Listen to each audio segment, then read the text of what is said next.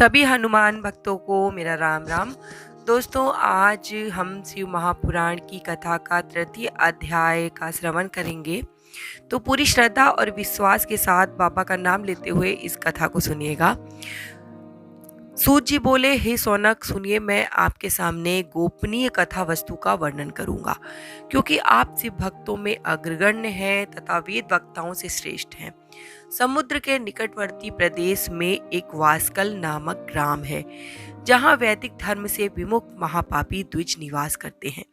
वे सब के सब बड़े दुष्ट हैं। उनका मन दूषित विषय भोगों में लगा रहता है। उसी निवास स्थान पर किसी समय एक बिंदु नामधारी ब्राह्मण रहता था। बड़ा ही अधर्मी था। वो दुरात्मा और महापापी था। यद्यपि उसकी स्त्री बहुत सुंदर थी, तो भी वो कुमार्ग पर ही चलता था। काम वासना से कलुषित चित्त वो वेश्यागामी था। उसकी पत्नी का नाम था चंचुला। वो सदा उत्तम धर्म पालन में लगी रहती थी, तो भी उसे छोड़कर वो दुष्ट ब्राह्मण काम आसक्त होकर वेश्यागामी हो गया था। इस तरह कुकर्म में लगे हुए उस बिंदु के बहुत वर्ष व्यतीत हो गए।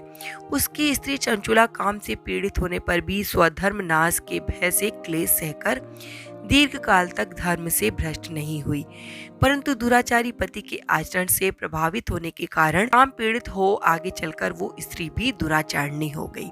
भ्रष्ट चरित्र वाली वो कुमार्गिनी होकर अपने पति की दृष्टि बचाकर रात्रि में चोरी छिपे अन्य पापी पुरुषों के साथ रमण करने लगी। हे मुनि, एक बार उस ब्राह्मण ने अपनी उस दुराचारणी पत्नी चंचुला को काम आसक्त हो पर पुरुष के साथ रात्रि में समागम करते देख लिया। उस दुष्ट तथा दुराचार से आसक्त मन वाली पत्नी को रात में पर पुरुष के साथ देखकर वो क्रोधपूर्वक बेग से दौड़ा।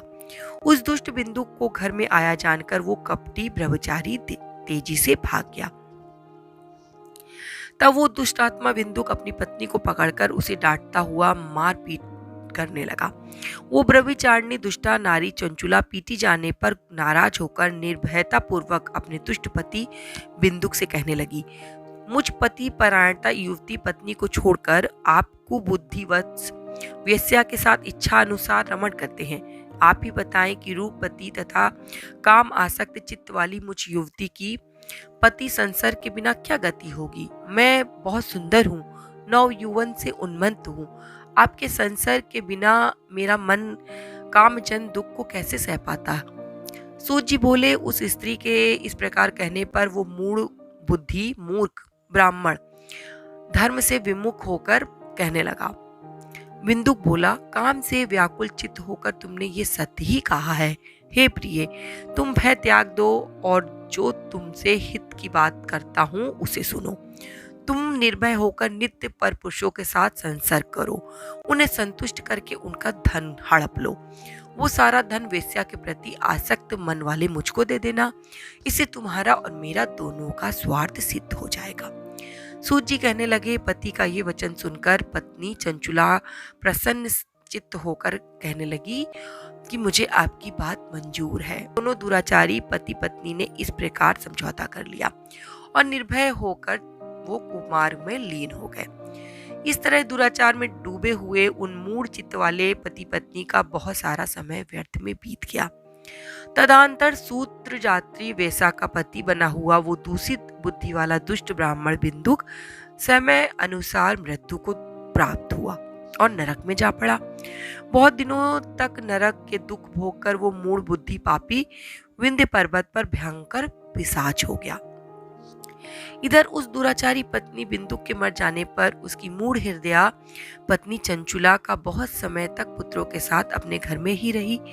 इस प्रकार प्रेम पूर्वक काम आसक्त दूसरे पुरुषों के साथ विहार करती हुई उस स्त्री का यौवन धीरे धीरे ढलने लगा।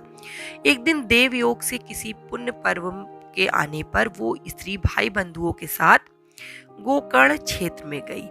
तीर्थयात्रियों के संग वहां जाकर उसने किसी तीर्थ में स्नान किया। फिर वो साधारणता मेले देखने की दृष्टि से अपने भाई बंधुओं के साथ इधर उधर घूम रही थी। किसी देव मंदिर में उसने एक दैवज्ञ ब्राह्मण के मुख से भगवान शिव की परम पवित्र मंगलकारिणी उत्तम पौराणिक कथा सुनी। कथावाचक ब्राह्मण कह रहे थे, जो स्त्रियां पर पुरुषों के साथ व्यभिचार करती हैं वे मरने के बाद यमलोक में जाती हैं। तब यमराज के दूत उसकी योनि में तपे हुए लोहे को पिघलाकर डालते हैं। पौराणिक ब्राह्मण के मुख से ये बैराग बढ़ाने वाली कथा सुनकर चंचुला भय से व्याकुल होकर वहां कांपने लगी। जब कथा समाप्त हुई और लोग वहां से बाहर चले गए, तब वो भयभीत नारी एकांत में शिव पुराण की कथा बांचने वाले उस ब्राह्मण से कहने लगी, ब्राह्मण, मैं अपने धर्म को नहीं जानती थी, इसलिए मेरे से बड़ा दुराचार हुआ है। इसे सुनकर मेरे ऊपर अनुपम कृपा करके आप मेरा उद्धार कीजिए। हे प्रभु, मैं बूढ़ बुद्धि के कारण घोर पाप करती रही। मैंने काम भावना से अंधी होकर संपूर्ण युवा अवस्था व्यभिचार में बिताई है। आज वैराग रस से ओतप्रोत आपके इस प्रवचन को सुनकर मुझे भय लग रहा है। मैं कांप उठी हूँ और मुझे इस संसार से वैराग्य हो गया है। मुझ बूढ़ चित्त वाली पापनी को धिक्कार है। मैं सर्वदा निंदा के योग हूँ। मैं कुत्सित विषयों में फंसी हुई हूँ और अपने धर्म से विमुख हो गई हूँ। थोड़े से सुख के लिए अपने हित का नाश करने वाले तथा भयंकर कष्ट देने वाले घोर पाप मैंने अनजाने में ही कर डाले।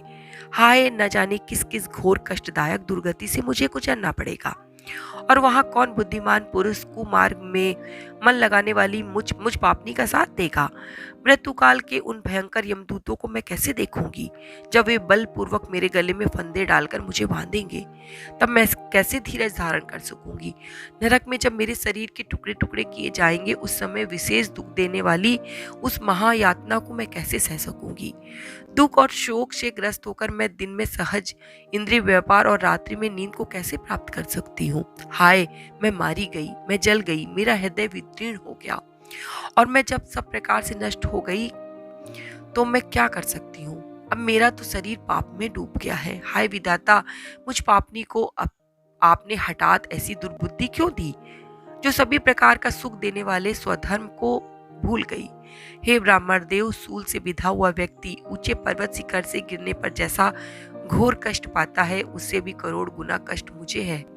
सैकड़ों अश्वमेघ यज्ञ करके अथवा सैकड़ों वर्षों तक गंगा स्नान करने पर भी मेरे इन पापों की शुद्धि संभव नहीं दिखती। मैं क्या करूं, कहाँ जाऊं और किसका आश्रय लूं। मुझ नरकगामिनी की इस संसार में कौन रक्षा करेगा। हे ब्राह्मण, आप ही मेरे गुरु हैं, आप ही माता और आप ही पिता। आपकी शरण में आई हुई मुझ दीन अबला का उद्धार कीजिए। सूत जी बोले, हे सौनक, इस प्रकार खेद और वैराग्य से युक्त हुई चंचुला उस ब्राह्मण के चरणों में गिर पड़ी। तब उस बुद्धिमान ब्राह्मण ने कृपा पूर्वक उसे उठाकर इस प्रकार कहा। तो दोस्तों, उन ब्राह्मण और चंचुला जी के बीच क्या वार्तालाप हुआ और चंचुला का पार्वती जी की सखी होना कैसे उन्हें प्राप्त हुआ, ये चतुर्थ अध्याय के अंतर्गत है, जो मैं आपको कल सुनाऊंगी। तो मैं बाबा से प्रार्थना करती हूँ कि बाबा मेरे जो भी इस कथा को सुने, उसके ऊपर आप कृपा दृष्टि ऐसे ही बनाए रखिए।